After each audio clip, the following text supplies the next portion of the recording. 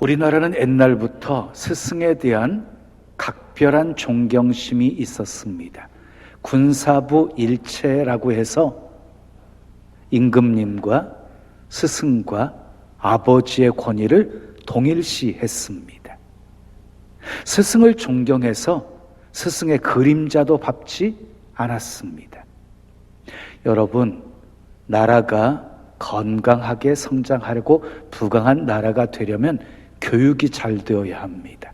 교육이 잘 되려면 교육을 담당하고 있는 교사들을 소중히 여기고 존경해야 합니다. 그런데 오늘 우리의 현실은 어떻습니까?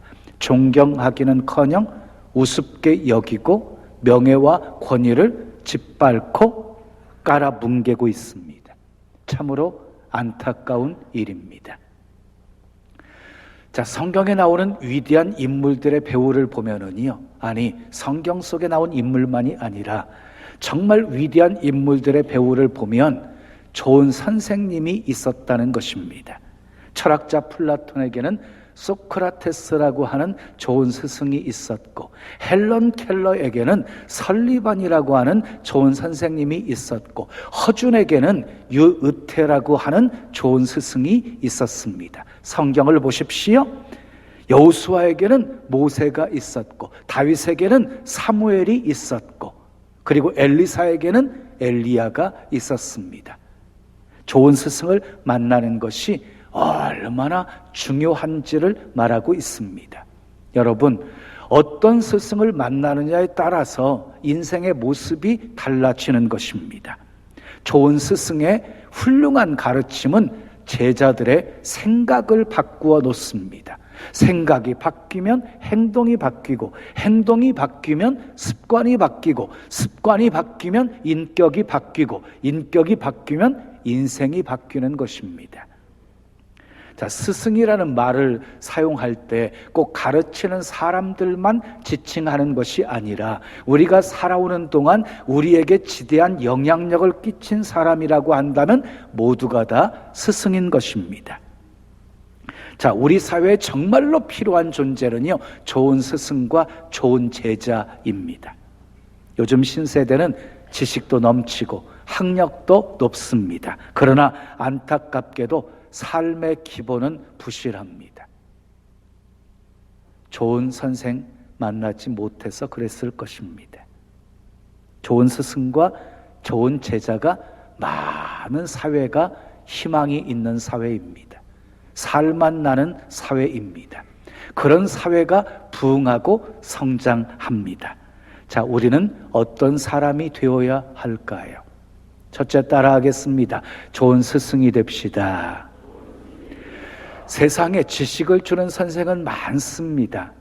학교의 성적을 올려주고 수능의 점수를 올려주는 스승도 있습니다. 물론 인격이 훌륭한 스승도 많이 있습니다. 그러나 아무리 인격이 훌륭하다 할지라도 사람은 불완전하기에 흠이 다 있기 마련입니다.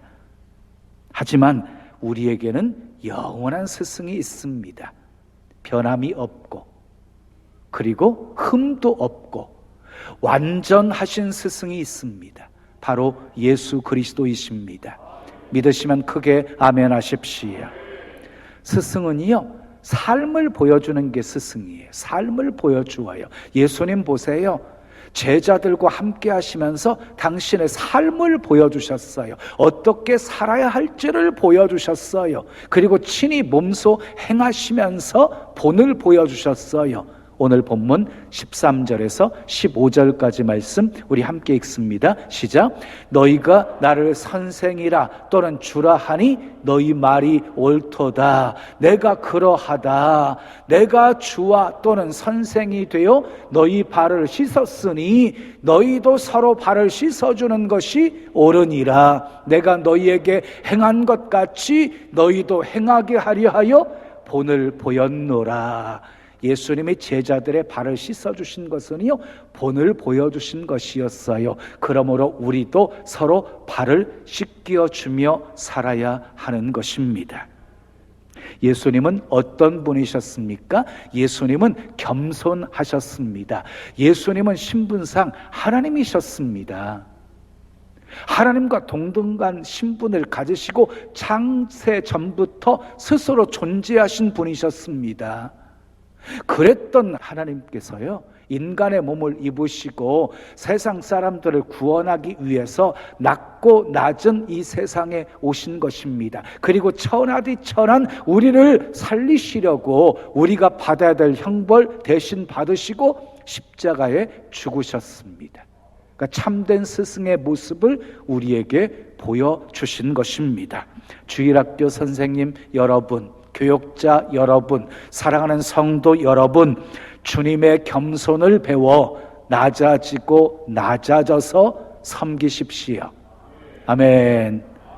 두 번째, 예수님은 사명을 위해서 죽으셨습니다. 예수님은 십자가를 억지로 마지 못해서 진 것이 아니었습니다. 자원하여서 지셨습니다. 충분히 거부할 수 있었습니다. 십자가에 달리셨을 때 사람들이 저가 남은 구원하였는데 자기는 구원하지 못한다고 조롱했을 때 예수님은 십자가에서 내려오실 수 있으셨습니다. 그러나 그렇게 하지 않으셨습니다. 묵묵히 십자가를 지셨습니다. 사명이 더 소중함을 알았기 때문이었습니다. 사도 바울의 멋진 사명의 외침을 들어보십시오. 내가 달려갈 길과 주 예수께 받은 사명, 곧 하나님의 은혜의 복음을 증언하는 일을 마치려 하면은 나의 생명조차도 조금도 귀한 것으로 여기지 아니하노라. 사도 바울이 위대하게 쓰임받았던 비결이 바로 여기 있습니다. 사명을 위해서 목숨을 걸었기 때문입니다. 사랑하는 교사 여러분, 사랑하는 성도 여러분, 여러분이 부여받은 사명을 생명보다 더 귀하게 여기시기를 바랍니다. 그 사명에 목숨 걸 수 있기를 바랍니다. 사명을 위해 목숨 걸면 주님이 우리 삶 책임져 주십니다. 근데 반대로 사명을 헌신짝처럼 버리고 그냥 시간 나면 취미 삼아서 주의 일을 하고 시간 안 나면 안 하고, 이런 사람을 하나님께서 어떻게 쓰실 수 있겠습니까? 입장을 한번 바꾸어 놓고 생각해 보십시오. 여러분들이 축구 감독이라고 했을 때 운동장에서 열심히 뛰지 않고 몸살이면서 대충대충 뛰는 선수들 어떻게 하시겠습니까? 뿌려보나 마나지요. 선수 교체해버리지요. 성경을 살펴보십시오. 하나님이 쓰신 사람은 전부 목숨 걸고 일한 사람들이었습니다. 사도 바울도, 모세도, 요셉도, 다윗도, 다니엘과 세 친구도, 에스더도 목숨 걸고 하나님을 섬긴 사람들이었습니다. 하나님이 그들을 어떻게 하셨습니까? 책임지셨습니다. 지켜주셨습니다. 높여주셨습니다. 크게 쓰셨습니다. 요한계시록 2장 10절을 보면 내가 죽도록 충성하라, 그리하면 내가 생명의 관을 내게 주리라 하고 말씀하셨어요. 죽도록 충성한다는 말이 무슨 말입니까? 죽을 힘을 다해서 하는 것을 말하는 것입니다. 온 힘을 다해, 생명 다해 죽을 똥 살똥 일하면 하나님께서 생명의 면류관을 보상으로 주시겠다는 것입니다. 사랑하는 여러분, 예수님처럼 사명에 목숨 거십시오.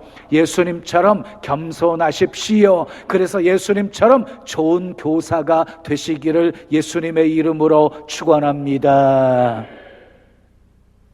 두 번째, 따라하겠습니다. 좋은 제자가 됩시다. 좋은 제자가 되려면 어떻게 해야 될까요? 스승을 섬기셔야 합니다. 여호수아도 모세를 섬겼습니다. 엘리사도 엘리야를 섬겼습니다. 12명의 제자도 예수님을 섬겼습니다. 누가와 디모데도 바울을 섬겼습니다. 마가도 베드로를 섬겼습니다. 자기 유익을 위해서 했다고 한다면 그것은 아첨이고 아부일 것입니다. 근데 주님을 위해서 한 일이라면 그것은 섬김입니다. 섬김. 여러분, 섬기는 사람은 차별하지 않습니다. 누구에게나 다 잘합니다. 이해 타산 없이 누구에게나 잘하는 사람을 보면 우리는 격려해주고 박수를 쳐주어야 합니다. 근데 안타깝게도 오늘날 스승에 대한 섬김이 점점 사라져가고 있습니다.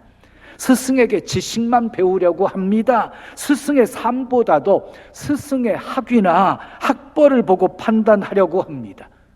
스승 섬깁시다. 스승 앞에 겸손합시다. 스승을 섬기는 사람이 좋은 제자가 될 수 있습니다. 자, 두 번째, 스승을 닮아야 합니다. 여러분, 부부 사이가 좋으면 서로 닮아간다는 말이 있지요.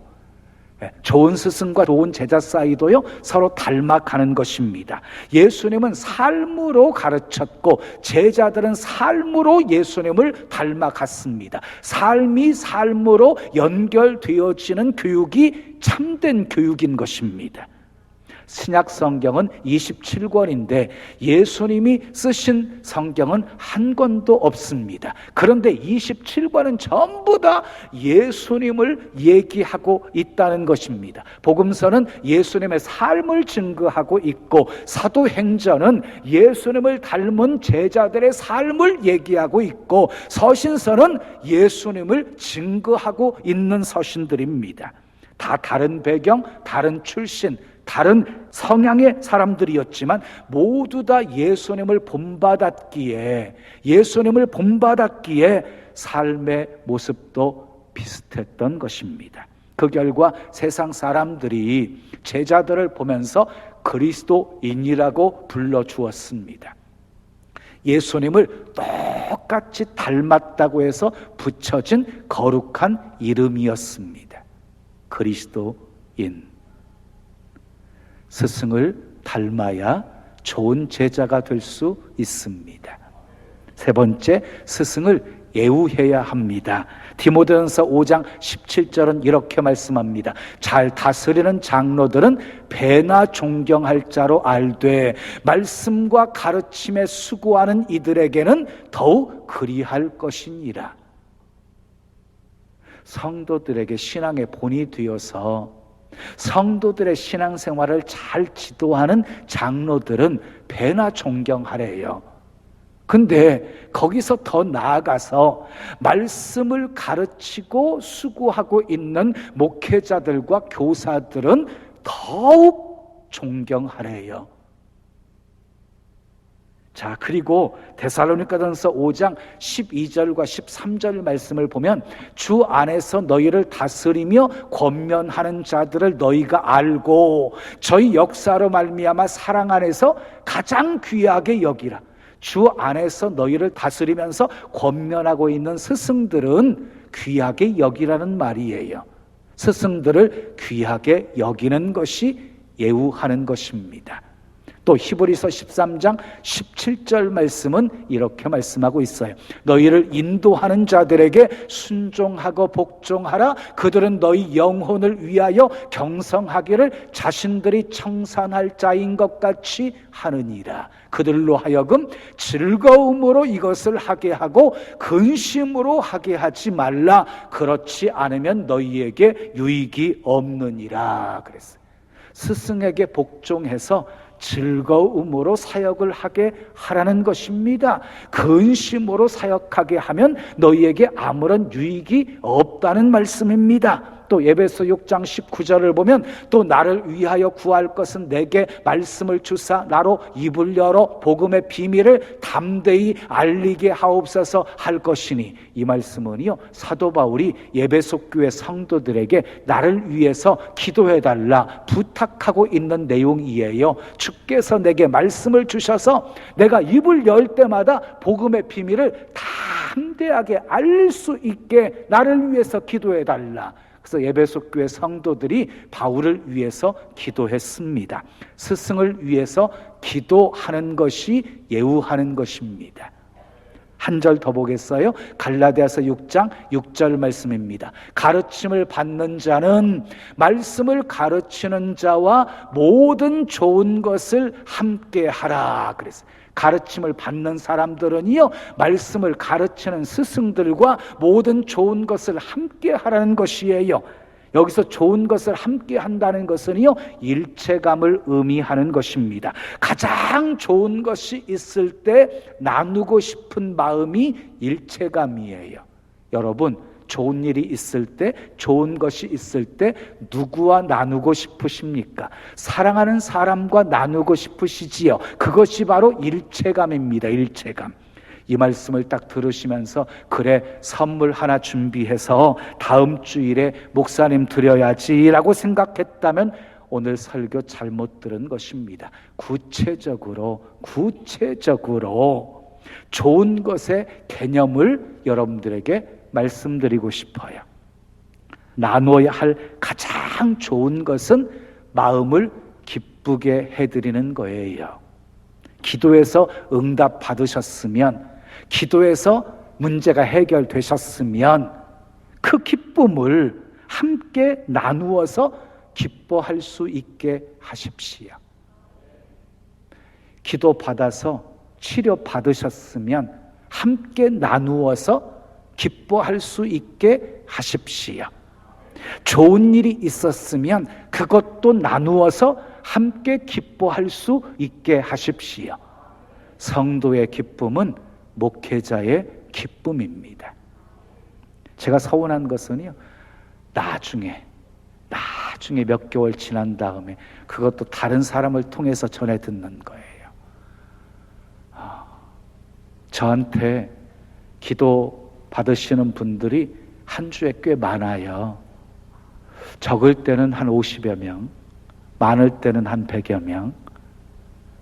제가 차 타고 움직이면서 차 속에서도 기도해 드리거든요.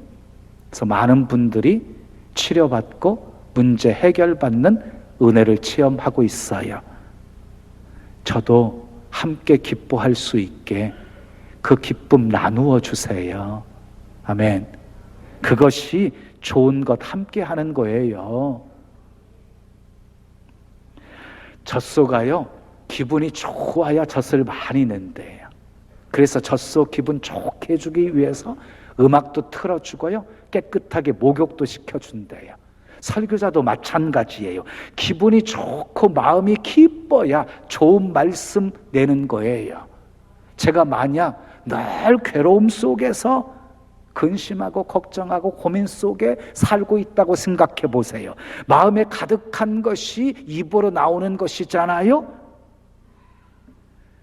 결국은 늘 힘들고 괴롭다는 얘기를 할 수밖에 없겠지요.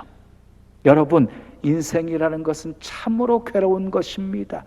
인생은 고해와 같은 것입니다. 이런 설교 한 30번 듣게 되어지시면은요, 여러분도 다른 사람에게 여러분 인생은 괴로워요 이렇게 말하고 다니게 되실 거예요. 저는 목회 즐기면서 합니다. 취미도 목회, 특기도 목회입니다. 저는 예수님 때문에 가장 행복한 사람입니다. 여러분들도 예수님 때문에 행복하십니까? 자, 그러면 함께 우리 찬양해 볼까요? 나는 행복해요. 나는 행복해요.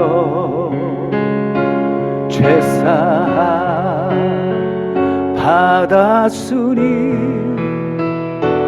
아버지 품 안에서 떠나 살기 싫어요.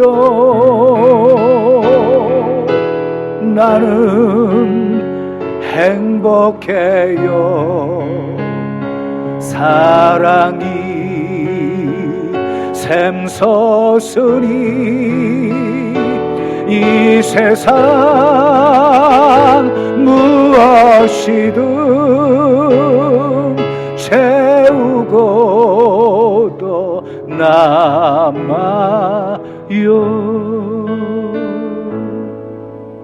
아멘. 저는 성도들이 제 얼굴만 봐도 예수님이 생각나고, 제 얼굴만 봐도 기분이 좋아지고, 제 얼굴만 봐도 도전받는 그런 목회자가 되기를 소망합니다. 저는 특별한 특징도 없고 자랑할 거리도 없는 목사입니다. 그런데 하나님께서 복 주셔서 귀한 우리 성도님들 모시고 함께 목회할 수 있게 하신 것 늘 감사하며 사역하고 있습니다.